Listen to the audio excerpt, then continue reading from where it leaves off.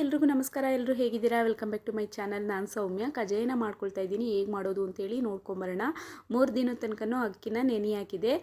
ದಿನ ಕೂಡ ಅಕ್ಕಿ ನೀರನ್ನ ಚೇಂಜ್ ಮಾಡ್ಕೊಳ್ಬೇಕಾಗುತ್ತೆ. ನಂತರ ಅದನ್ನು ಒಂದು ಮಡಿ ಬಟ್ಟೆ ಮೇಲೆ ಆ ಥರ ಹರಡಿ ಇಟ್ಕೊಂಡಿದ್ದೀನಿ. ನೋಡ್ತಾ ಇರ್ಬೋದು ಹೇಗೆ ಮಾಡಿದ್ದೆ ಅಂತೇಳಿ. ಹರಡಿರೋ ಅಂಥ ಅಕ್ಕಿ ಮೇಲೆ ಕೈನ ಹಿಂಗೆ ಪ್ರೆಸ್ ಮಾಡಿದಾಗ ಕಾಳುಗಳೇನಿದೆ ಅದು ನಮ್ಮ ಕೈಗಳಿಗೆ ಅಂಟ್ಕೊಳ್ಬೇಕು. ಆ ರೀತಿ ಇದೆ ಅಂದರೆ ಪರ್ಫೆಕ್ಟಾಗಿ ಅದು ಡ್ರೈ ಆಗಿದೆ ಅಂಥೇಳಿ.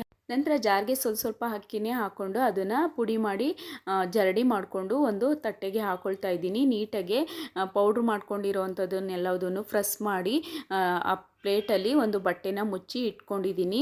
ಸ್ಟವ್ ಮೇಲೆ ಒಂದು ಬಾಣಲಿನ ಇಟ್ಕೊಂಡಿದ್ದೀನಿ. ಅದಕ್ಕೆ ಬೆಲ್ಲನ ಹಾಕ್ಕೊಂಡಿದ್ದೀನಿ. ಕರಗಿಸ್ಕೊಂಡು ಅದನ್ನು ಒಂದು ಕುಕ್ಕರ್ಗೆ ಶೋಧಿಸ್ಕೊಳ್ತಾ ಇದ್ದೀನಿ. ಅದರಲ್ಲಿ ಕಸ ಏನಾದರೂ ಇರುತ್ತಲ್ಲ, ಅದಕ್ಕೋಸ್ಕರ ಈ ರೀತಿ ಮಾಡಿಕೊಂಡೆ.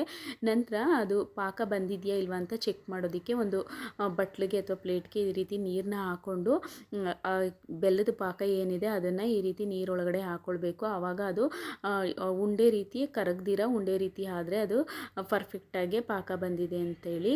ನಂತರ ಇದಕ್ಕೆ ನಾವು ಪೌಡರ್ ಏನು ಮಾಡ್ಕೊಂಡಿರ್ತೀವಿ ಅಕ್ಕಿ ಹಿಟ್ಟನ್ನು ಈ ರೀತಿ ಕೈಯಲ್ಲಿ ಉಂಡೆ ಕಟ್ಟಿದ್ರೆ ಅದು ಉಂಡೆಯಾಗೆ ಉಳ್ಕೊಳ್ಬೇಕು. ಆ ರೀತಿ ಆಗಿದೆ ಅಂತೇಳಿದ್ರೆ ಮೆಥಡ್ ಸರಿ ಇದೆ ಅಂತ ಹೇಳ್ಬಿಟ್ಟು ನೆಕ್ಸ್ಟ್ ಇದಕ್ಕೆ ಕುಕ್ಕರಲ್ಲಿ ಬೆಲ್ಲ ಪಾಕ ಏನು ಮಾಡ್ಕೊಳ್ತಿದ್ದೋ ಅದಕ್ಕೆ ಸ್ವಲ್ಪನೇ ಹಿಟ್ಟನ್ನು ಹಾಕ್ಕೊಂಡು ತಿರುಗಿಸ್ಕೊಳ್ತಾ ಇರಬೇಕು. ಗಂಟಾಗ್ಬಿಡುತ್ತೆ, ನೋಡಿಕೊಂಡು ತಿರುಗಿಸ್ಕೊಳ್ಬೇಕು ಕ್ಲೀನಾಗಿ. ಯಾರಾದರೂ ಹೆಲ್ಪ್ ಇದ್ದರೆ ಇನ್ನು ಒಳ್ಳೆಯದು ಅಂತ ಅಂದ್ಕೊಳ್ತೀನಿ.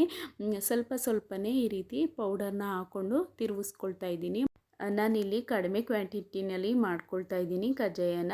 ನಾನು ಈಗಾಗಲೇ 3 ಟೈಮ್ಸ್ ಮಾಡಿದ್ದೀನಿ ಕಜ್ಜಾಯ. ತುಂಬ ಚೆನ್ನಾಗಿ ಬಂದಿದೆ. ನಮ್ಮಮ್ಮ ಮನೇಲಿ ಪಕ್ಷ ಹಬ್ಬಕ್ಕೂ ಕೂಡ ನಾನೇ ಮಾಡಿದೆ. ತುಂಬ ಚೆನ್ನಾಗಿ ಬಂದಿತ್ತು.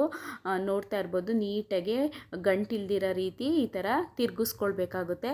ನಂತರ ಇದಕ್ಕೆ ಬಿಳಿ ಎಳ್ಳಿತ್ತು ಅಂದರೆ ಅದನ್ನು ಹಾಕ್ಕೊಂಡು ಅದನ್ನು ನೀಟಾಗಿ ಮಿಕ್ಸ್ ಮಾಡಿಕೊಂಡು ಕೊನೆಯಲ್ಲಿ ಸ್ವಲ್ಪ ಅಡುಗೆ ಎಣ್ಣೆನ ಹಾಕ್ಕೊಳ್ತಾ ಇದ್ದೀನಿ. ಅದ್ರ ಮೇಲೆ ಅಡುಗೆ ಎಣ್ಣೆ ಹಾಕೋದ್ರಿಂದ ಕೈಗೆ ಅಂಟ್ಕೊಳ್ಳೋದಿಲ್ಲ ಹಿಟ್ಟು.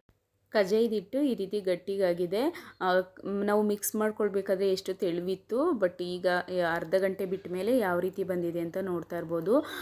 ಬಾಣಲಿಗೆ ಸ್ವಲ್ಪ ಎಣ್ಣೆನ ಕಾಯೋದಕ್ಕೆ ಇಟ್ಟು ಹಿಟ್ಟನ್ನು ತಟ್ಟಿ ಈ ರೀತಿ ಎಣ್ಣೆಗೆ ಹಾಕ್ಕೊಳ್ತಾ ಇದ್ದೀನಿ. ಕಡಿಮೆ ಫ್ಲೇಮ್ ಇಟ್ಕೊಂಡು ಬೇಯಿಸಬೇಕು ಕಜ್ಜಾಯನ, ಇಲ್ಲ ಅಂತ ಹೇಳಿದ್ರೆ ಕಪ್ಪಗಾಗ್ಬಿಡುತ್ತೆ ಕಜ್ಜಾಯ.